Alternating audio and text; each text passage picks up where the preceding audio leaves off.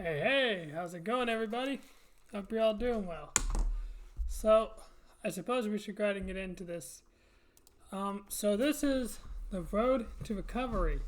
So first of all, I weighed in today at the doctor's, 149 pounds and 11 ounces, so about 150.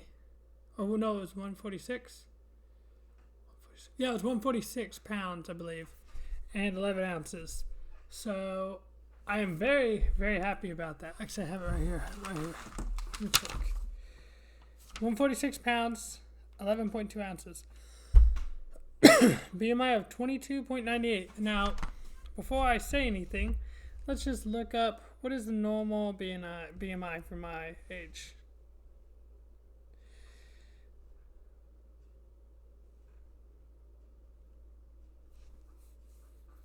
So, see, for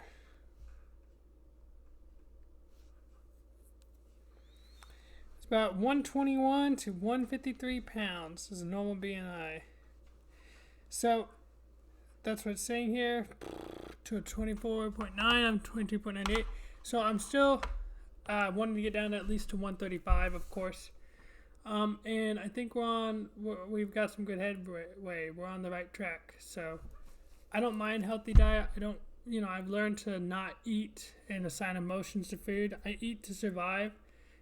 I eat to live, not live to eat. So that was the biggest thing for me, is separating that.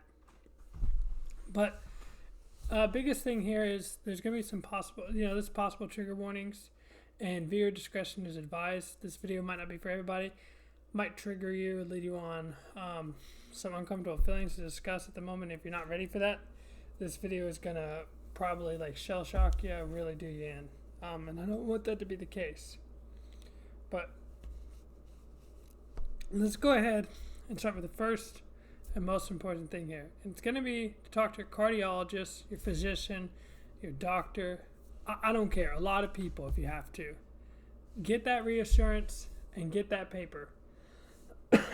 Whatever it is, that echo stress test that says you're good. Those blood tests that say you're good. Whatever it takes. That's what we're going to start. Another thing that I'm now doing is Googling a whole lot less. And when I do Google, I bring up my questions to my doctors, and I put full trust in their word. I make sure to get a second opinion if needed, but for the most part, I trust what they say. I also further verify this trust by seeing accredited doctors, ones who have high ratings, and plenty of years of experience. And you'll notice I've said this before, but from doctor to doctor, you'll get different experiences. So I don't see doctors who just dismiss my symptoms as anxiety. And that's something you'll see sometimes, unfortunately. One thing you'll see very quickly is that different doctors handle your care differently. So I'm not speaking for anybody else, but for me, I wanted a doctor who would be patient and answer each and every question I had and run the tests that would make me feel better. Recently I had a doctor who did not want to do a D-dimer test, and because of that, I told him multiple times, hey, if I don't get this reassurance, I see myself coming back. And guess what? I came back the very next day. Anxiety, it made me ask a bunch of what ifs. So if I could at least eliminate the what ifs, that would help me a lot. Because for me, it was very difficult, especially in early stages of recovery from health anxiety, for me to focus on getting better if there were unanswered questions vying for my attention. It's also important to note that physical and mental well-being are closely tied together. So here's how it goes sometimes. You go in, doctor checks your vitals, says you're all good, and while that can temporarily, offer some temporary relief, it's not addressing anything beyond the surface. So I also started exposure therapy. Today, as of this writing, February 6, 2022, 7:47 p.m., and counting, I went to Fairfield to see my cardiologist earlier in the morning. And I reminded myself of just how important this goal was. I wanted to turn around a bunch during that trip. I didn't even want to leave for that trip. But I asked myself how I would react if I had to cancel and waited another 30 days, plus or minus a few weeks. I was already suffering mentally so bad that I made the appointment and was counting down the days. So did I really want to go do that again? I also quit with the junk food and the bull crap. I was eating like crap for a while, which made me feel like crap. On top of all this, I have maintained a regular exercise regimen, specifically cardio. I usually aim for 15 minutes a day and do at least 1.5 miles every day. It's usually closer to like 2 miles, but you get the point. Some days I might take a slower pace and go further. Like I think 2 days ago, I ran for 25 minutes and did about 2.5 miles, maybe 2.78, something like that. Point being, if I can run, my heart's probably healthy. It was like the ultimate way of saying, yes, you're healthy. And if I ever had a panic attack, my heart started racing, I could say, well, your heart's gone a lot faster than this, so you're fine. I've also learned to build up a great support system through people like my partner Billy and my friends. And I'm really thankful for them, and some family members too. There's a couple out there. You guys know who you are, and I appreciate you guys. And I'm really thankful for them. Equally helpful is a support group that can help lift you up when you're feeling down and hold you accountable in a loving and understanding manner. I think of my reasons for living and what I look forward to when I get better. I think about positive things I can achieve through progress rather than the difficulty, as that could make me nervous and hesitate. When we have anxiety, one thing I notice is it can make us very selfish. I was forgetting about the people around me and that they had their own struggles too. You know, we might think, oh well, at least you don't have to deal with this every day, or that's nothing to compared to what I'm dealing with, but we don't know that, and we shouldn't do that. We are simply assuming without being inside their head and their struggles. So, and also, what's easy for us may not be easy for them, and vice versa. You know, this is just not a healthy mindset in general to have. I also found that I was forgetting to take my partner out to dates or tend to my 3 children. Specifically, I call them my cat and my 2 guinea pigs. Sure, I saw them, but I wasn't interacting with them as I should. Billy was doing the vast majority of all that. So I wanted to spend more time with them. Because the thing is that you have to remind yourself of is that the guinea pigs will live, 2 to 5 years, and the cat lives up to 15 years, maybe 20 if you're super lucky, I guess. But the lifespans are significantly shorter than you. I'm 25 years old, which means I've already passed what, our cat will live beyond, and several fold what the guinea pigs will live beyond, live on, at least triple them, I believe. So it's just reminding of how little time I get with them actually, and making these days count. So I would also say mindfulness, which is part of that. It's played such a big part in my life, because I stopped and I thought about it and calmly to myself asked how this might be making them all feel. They can all be understanding, but that doesn't mean they won't feel lonely, and that time wasted we don't get back. Once it's gone, it's gone. And it was also learning to, by the way, I know I said before, but still, just a reminder, trigger warnings here throughout the rest of the video. Differentiate a heart attack from a panic attack.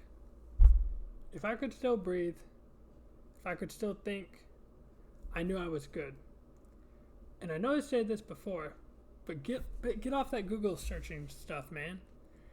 It's a nasty rabbit hole, and you'll only find another thing to hyperfixate on and worry about that may send you to the ER, etc. But if you do slip up, call up your doctor, ask them about it, see them, and let their word be the final decision. Sometimes you're going to find you have to go to the ER, and that's better than a whole night of suffering, sweating, freaking out. And they might get tired of you, but again, this is about your recovery. This is about you using resources to get better.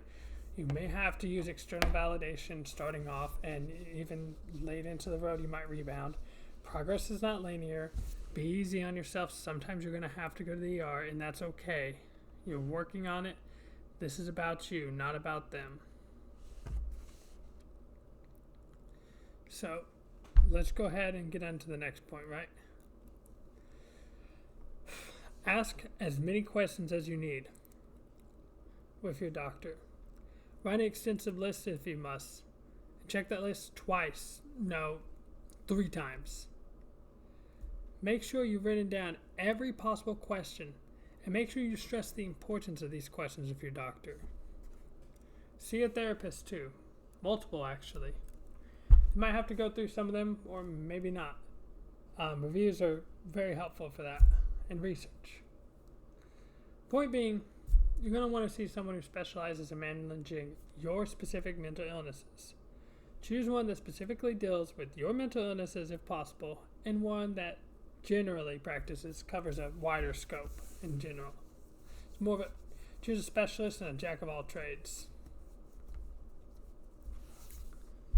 You may need medications as well, and if you do, or even if you don't, get a genetics test either way.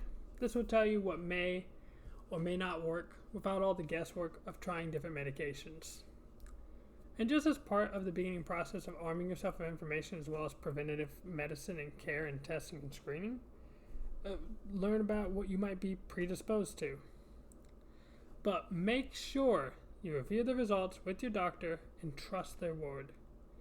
Again, ask all the questions you can so you can head home peacefully. That's kind of the most important part. We would want you to be able to have a good night's sleep. Like, the point is, we want you to function, right? We don't want you to freak out, go off the deep end, and be, That's literally not what we want at all. It's actually the complete opposite. But, moving forward to that point, I had to ask myself finally when enough was going to be enough. How many more nights would I sit like this and suffer? How many more nights would I cry myself to sleep? Or worry about numerous things? I had done it before. I could do it again. I looked to my past. I used to live in the country for many years smoking and wasn't afraid. So now that I live right next to a hospital and that I exercise and that I go to the doctors and I eat healthy and I get my labs done and countless medical opinions stating I'm fine, etc., etc., etc., how can I not say I'm not better off now? My grandmother was dying of congestive heart failure, I believe, and she stayed smiling the whole time. I mean, seriously, she was like at peace with it, and she stayed strong to the end. A wonderful woman, an amazing woman. No one would argue that. And then I had a friend who had already had a heart attack at around 20 and survived. And yet now they have a family. It gets better. And these people, even when it got worse, they got better at handling it getting worse. I didn't just want to exist anymore. I wanted to live. So I made sure to keep myself busy. Anytime I was feeling particularly distressed now, I try to bring my full attention back to the present task at hand. If I am busy, I will have little to no time to think about my health anxiety. And it's still in the early stages. This is taking practice for me. What can happen sometimes if you look for specific things to hear, specific answers, and you may throw away something that's off-putting you. But don't just give up on people. Give them a chance. Even if 99% of the advice they're giving you doesn't make sense to you, there might be that 1% that will. And those little 1% add up. If I'm making long trips, I extensively plan out the route, how much country, what streets are we going through, possible rest stops, using Google Earth to check out how it looks, and setting up a reward that makes it worth it if it's particularly difficult. Recognizing triggers is a big one too, and keeping in mind how they make me feel. I might enjoy a beer, or maybe a doobie, or a Big Mac for 5 minutes, getting a little bit of dopamine. But in comparison, will it be worth the 3-hour panic attack? I don't think so. Same goes for energy drinks as well. I just bring my attention back, and being content and grateful for right here, right now, this very minute, being healthy and alive is super important. I remind myself of every time I pray to God, just let me live in those hospital rooms, and use it as a reminder to stay on the straight and narrow. Now, this isn't an extensive list. If I think of anything else, I'll do a follow-up video. But let me just leave with this. It's a challenge. It's a real effort. Nobody will argue that this is easy, because it's not. This is extremely difficult, and it can be quite the journey going forward. You may slip up. Be patient with yourself. Be caring. Be loving to yourself. This gets better. Take care, guys. Thanks for watching, and peace be with you. God bless you.